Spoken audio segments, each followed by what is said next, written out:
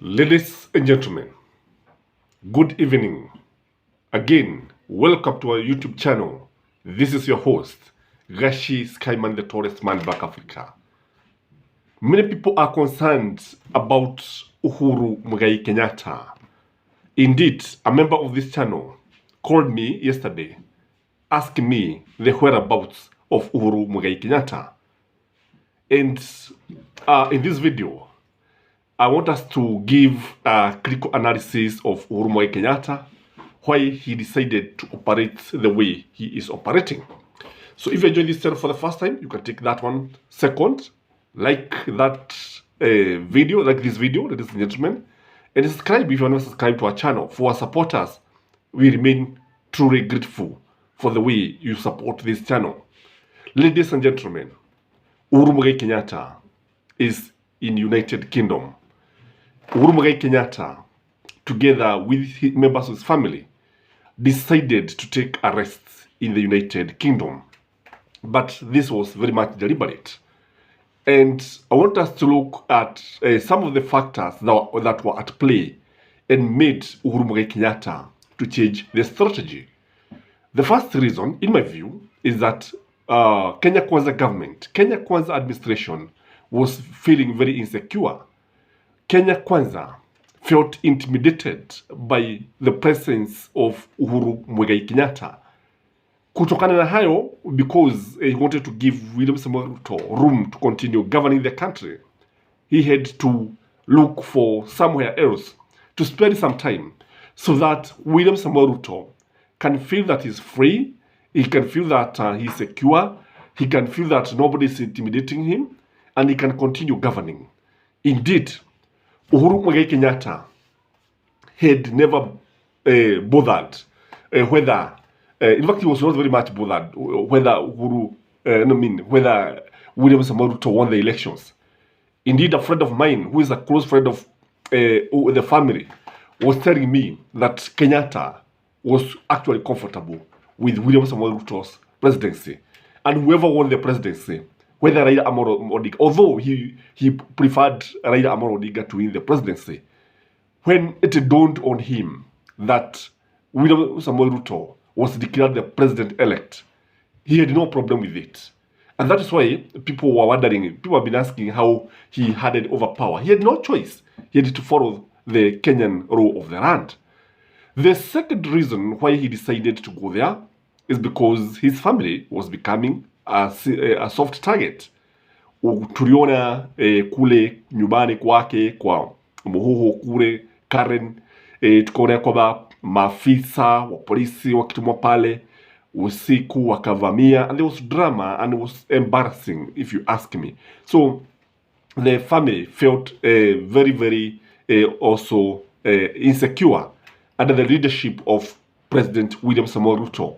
Remember, even Mama Gina's security details had been recalled, and this was very much deliberate.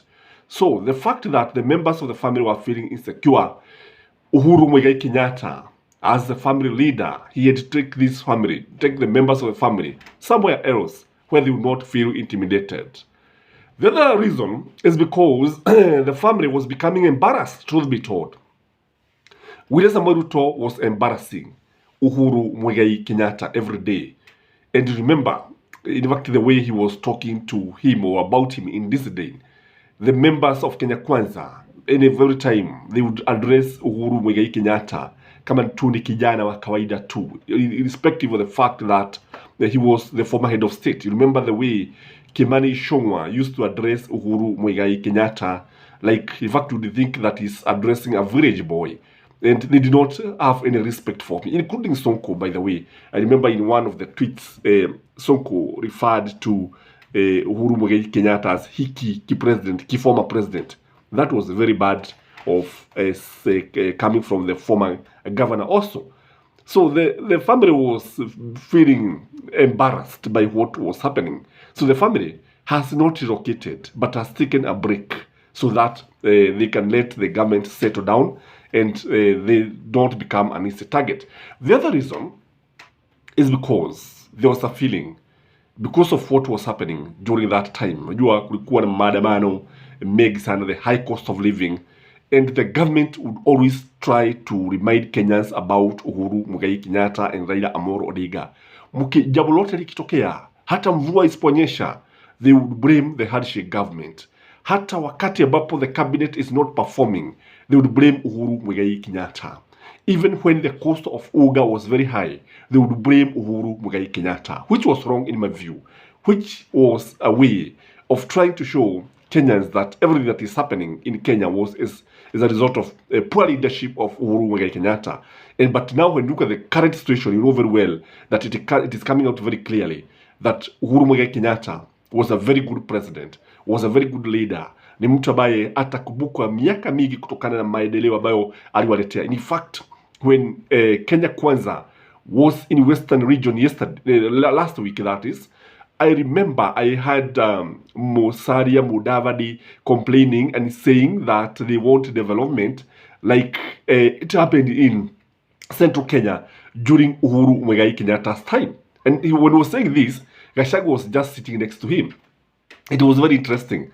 So that one is an acknowledgement that the government knows, everybody knows, that Uhuru Muigai Kenyatta brought a lot of development in all parts of the country. But most of the development were actually concentrated in Mount Kenya region. Kwa hivyo wakati ambapo aliamua kwenda pale, ameenda kule kimakusudi, ameenda kule ili kuondoa yale mambo kila wakati wao wanamzungumzia. Remember, every time Gachagua would start talking, he would start talking about how they inherited the empty coffers, how Uhuru Muigai Kenyatta walikuwa na mkwazia heshima, hata unamuita mtu wa maziwa. That is a funny thing. And the other reason why Uhuru Muigai Kenyatta had to change the strategy is because of the family's business interest. Indeed, William Samoei Ruto's government has not been very friendly to Mount Kenya business, not even Uhuru Muigai Kenyatta's business. The fact of the matter is that biashara nyingi katika sehemu za Nairobi, biashara nyingi katika sehemu za Mlima Kenya zinaonekana kama ni biashara ambazo haziendelei vizuri kutokana na the taxes that have been levied against the businesses. Kwa mfano, those of us and those of you who import goods from outside, you know the many taxes that you are paying. You know, you can hata ukileta, unajua hapo beleni in a container, Kenyans or businessmen would share a container and pay the taxes kama mzigo mmoja. But now what you are paying, what they are doing is that hata mkishikana watu wagapi, kila kitu lazima kilipiwe kimoja, and the business are becoming very, very expensive. The cost of transporting these things, the cost of importing these goods is becoming extremely expensive. So Uhuru Muigai Kenyatta is also a victim of this. You know very well what happened to his Brookside milk processing company, wakati ambapo aliambiwa kwamba they could not even import processed milk even from Uganda, and not forgetting that there is what we call common agreement as far as East African community is concerned. So the businesses were in danger, and I think akienda pale lazima awe na mikakati ambayo anapaga ili kujua vile ambavyo ataendeleza biashara zake, kwa sababu isipokuwa hivyo anaweza kujipata katika hali mbaya. Biashara zake baadhi zinaweza zikasabaratika kabisa na zikasaulika. And the other reason is because, you know, presence is very, very important. Absence is equally important. And when somebody is not present for quite some time, you know the 48 roles of power. One of the 48 roles of power talks about being absent and actually moving away from the scene. Watu wakukose ni waanze kuona ya kwamba you are important.